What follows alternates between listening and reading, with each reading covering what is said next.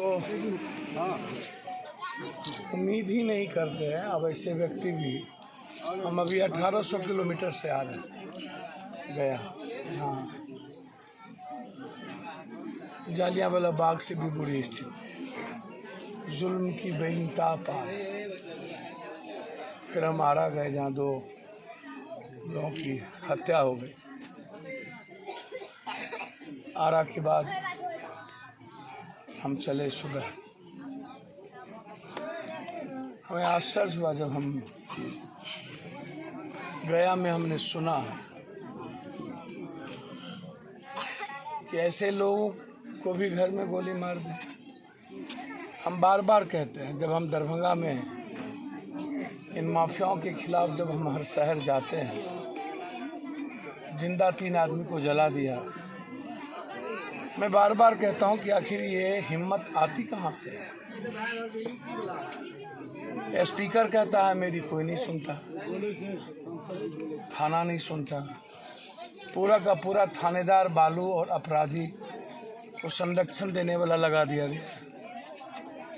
BJP का प्रदेश अध्यक्ष कहता है मेरी कोई नहीं सुनता, वहाँ पर पप्पू यादव को रामगढ़वा और संग्रामपुर जाना पड़ता है न्याय के लिए। रूढ़ी बोलता है कि हम बर्बाद हो गए। छेदी पासवान कहता है कि नीतीश दाऊद से मिले हुए हैं। सत्ता पक्ष के एक लोग कह रहे हैं कि अपराधी माफिया, बालू माफिया, शराब माफिया और ज़मीन माफिया, ये तीनों प्रशासन को चला रहा है और थाना प्रभारी यही लोग हैं। यही लोग डीएसपी हैं, यही लोग एसपी हैं। इतनी बड़ी घटना, इनकी कोई व्यक्तिगत घटना, मैं जितना समझा इस केस को जाना और मैंने जो बातचीत की उसमें मैं क्लियर इस केस की जांच पटना के एसआईटी की टीम से मैं मांग करता हूं, बड़ी, जिसमें पूर्व में भी इनकी जो राजनीतिक जीवन रही है उसकी भी तलाश होनी चाहिए। पहले कौन लोग थे, पहले समिति थे, फिर यहाँ ब्लॉक प्रमुख बने, ब्लॉक प्रमुख फिर हटे, फिर जुटे, तो क्या उसकी भी भूमिका तलाश होना चाहिए कि जो ब्लॉक प्रमुख अगले बार हटे, जुटे, फिर नया बने, कौन कौन लोग इस हत्या के पीछे हैं। यहाँ के जनप्रतिनिधि की भी जांच होनी चाहिए। मारने वाला कोई और है, हत्या करवाने वाला कोई और है, इसको आप लिख लीजिए। नाम भी हम खोलेंगे, आप चिंता ना करिए, नाम भी हमें पता है। और ना मैं किसी को छोड़ता उड़ता नहीं हूं, बस मैं कभी कभी मर्यादाओं को लांघना नहीं चाहता हूं। बस इतना मैं जानता हूं कि प्रदीप जी की हत्या में कंप्लीट पॉलिटिकल कॉन्निवेंस है। हत्या की साजिश 3-4 आदमी मिलकर रचा और उस घटना को अंजाम दिया।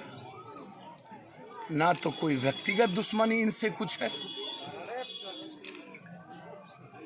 तो चुनाव और सामाजिक राजनीतिक गतिविधि के कारण कंप्लीट एक ऐसा आदमी जो अपने व्यवहार और आचरण के कारण मुकाम पर पहुंचे, कभी जिला, कभी प्रदेश, हमें सुन के हम शॉक्ड हो गए। और मुझे लगा कि पटना आकर के मुझे सोना नहीं चाहिए मुझे, जबकि अभी मोतिहारी जाना, वहाँ 2-2 लाश रखे हुए हैं। जस्ट मैं आपके बाद मोतिहारी जाऊँगा।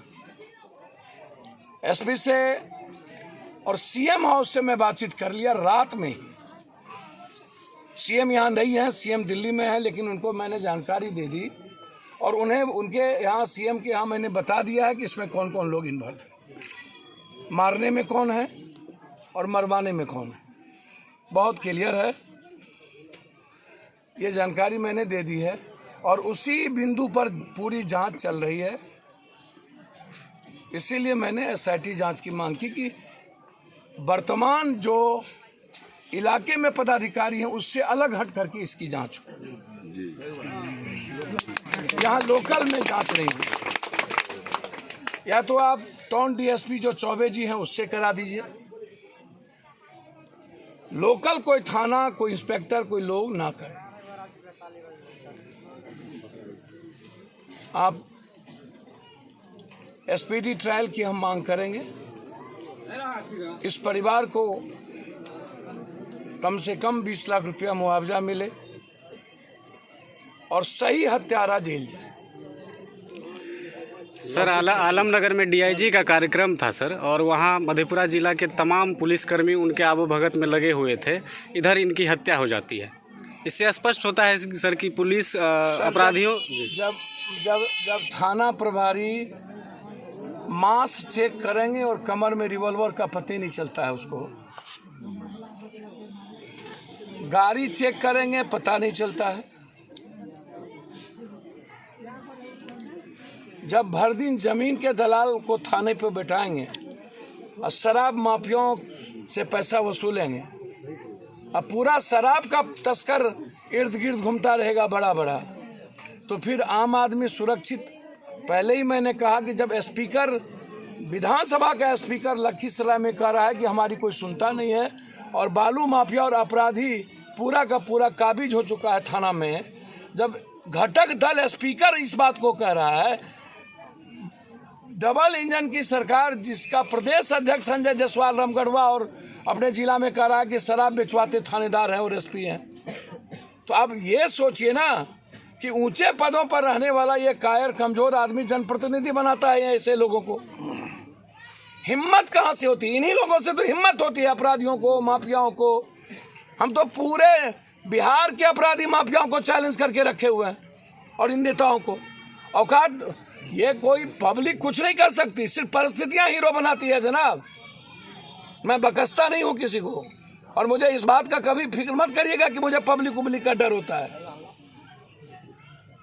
मैं सत्ता सियासत के परवाही आदमी नहीं हूं, मैं मिटा के ही जाऊंगा, इसको आप याद रखिएगा। और आपको पता चल जाएगा 2 से 3 महीने के अंदर कि माफियाओं के खिलाफ जंग कैसा है मेरा। वर्तमान सरकार में सर चर्चित लोगों की हत्या करा दी जा रही है, जो भी समाज सेवी है क्षेत्र के। अब वर्तमान सरकार, अब विपक्ष, ये दोनों का कोई लेना देना है किसी चीजों से? 75 एमएलए हैं विपक्ष के, कोई मतलब है? यही 10 एमएलए पप्पू यादव के होते तो जनता घर में होती और सरकार सड़कों पर बाप बाप किया होता, और सदन नहीं खुलने देते हम। अकेला पप्पू यादव इन गलत लोगों को जीने का को राइट नहीं देगा। आप इसको लिख लीजिएगा, आप देखते चलिए। अभी जो सबसे बड़ी घटना जो जिंदा जला दिया दरभंगा में, और इतने बड़े नरसंहार जालियांवाला बाग के तरह महिलाओं को घटना कर दी गई, और अब एक निर्दोष आदमी को पटना में कल 3 लड़कों को मार दिया। पप्पू यादव यदि सत्ता में होते तो अब तक क्या कार्रवाई होगी? बेफिक्र रहिए, पप्पू यादव जो हैं, आपको पता नहीं चलता है कि कोरोना में और दुनिया में पूरे देश को पप्पू यादव क्या करता है? अब ये छोड़ दीजिए सर, लगातार हत्या हो रही है। पूर्व में भी लाल यादव की हत्या। सर, मैंने उसका नाम बताया जिसने मारा, और आप भी मानते हैं और पुलिस भी मानती है कि जेल के सेल से हत्याएं की जा रही है, तो जेल प्रशासन पर सर कार्रवाई क्यों नहीं? सर, जिस दिन भूले बिसरे हम आ गए, ये लोग शमशान होंगे, जिंदा रहने का राइट हम नहीं देंगे। अच्छा, अभी सर पालेंगे नहीं। अब सर माफिया अपराधियों को पालेंगे नहीं, या तो 3 महीने के अंदर आप सजा दीजिए, अन्यथा हम फिनिश करें। इंसानियत के लिए कोई सवाल नहीं। सर, प्रदीप जी की मृत्यु के बाद अब ये 2 बच्चे सर देखिए, मैं भरण पोषण एक बात मैं बता दूं, ये दोनों बच्चे मेरे बेटे की तरह, ये पटना पढ़ता है, ये दिल्ली पढ़ता है। अब एक ग्वालियर, पूरी की पूरी तीनों की लाइफ अपने पिता पर था। अब मुझे लगता है कि ये तीनों में कोई एक डिस्टर्ब ना हो जाए, किन्हीं को लगेगा कि मैं अपने पर आऊं। अब ये जबकि तीनों को ये होनहार बच्चे हैं, आप इतने समझ लीजिए कि मैं पिता नहीं लौटा सकता हूं, लेकिन इन तीनों की जीवन की पढ़ाई की भूमिका में हमारी जितनी जरूरत होगी, यदि मैं अपने बेटे के लिए जितना करता उससे 1 कदम बढ़ के करूँ। तीनों बच्चों में एगो को कोई जॉब, हर हर मोदी, घर घर आत्महत्या, मत आर्मी, और आर्मी की भी बहाली। अब बच्चे से पूछिए ना कहाँ करेंगे जॉब, बैंक खत्म, रेलवे प्राइवेट, जमीन है नहीं, फैक्ट्री खत्म हो गई, कैसे जिएंगे ये इनसे पूछिए ना। माफिया तय करता है नौकरी किसको मिलेगी किसको नहीं मिलेगा, एजुकेशन माफिया।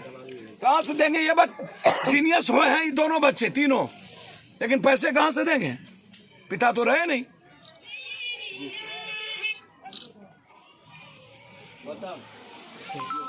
आपराधिक वारदातें हो रही है, इस पर आपका क्या कहना है? इससे पहले जोगेंद्र कुमार सर, हमाम में सब नंगे, हर डाल पर उल्लू बैठा, अंजामे गिलिस्ता क्या होगा। आप जिधर हाथ दीजिएगा उधर आपको भस्मासुर ही मिलेगा, चोर ही मिलेगा। सुग्गर के गूं से आप उम्मीद मत कीजिए, गोबर पर जितना घी डालिएगा महक गोबरे की आएगी। बड़े मियाँ तो बड़े मियाँ, छोटे मियाँ सुभान अल्लाह। जिसको मुख्यमंत्री, प्रधानमंत्री और मंत्री, एमएलए, एमपी बनाते हैं उसी को चुत्तर में डर होता है। तो ये एसपी कलेक्टर कौन सा खेत का मूली है? औकात है स्पीकर को, इस कायर कमजोर आदमी को? और किसी को मृत प्राय हो चुका है। यही एसपी पप्पू यादव होगा तो इसकी राइफल गोली चलाएगी, अभी हम नहीं है तो इसकी राइफल गोली उल्टा चलाती है। निर्भर करता है नेतृत्व पर। अब सवाल उठता है कि सरकार, विपक्ष है नहीं, डर है नहीं किसी को। 75 एमएलए विपक्ष का, सत्ता से ज्यादा डर विपक्ष का होता है। और सत्ता पक्ष 16 साल से 17 साल से ज्यादा हो गया। नीतीश जी को 17 साल से ज्यादा हो गया। तो जो लोग उसी टाइप के लोगों की पोस्टिंग होगी तो आप उससे उम्मीद क्या कीजिएगा जनाब, ये आप सोचिए ना। सब लोग बेलगोमना यहाँ से वहाँ बैठे हैं और जीनियस आदमी कहाँ है उसको देख लीजिए।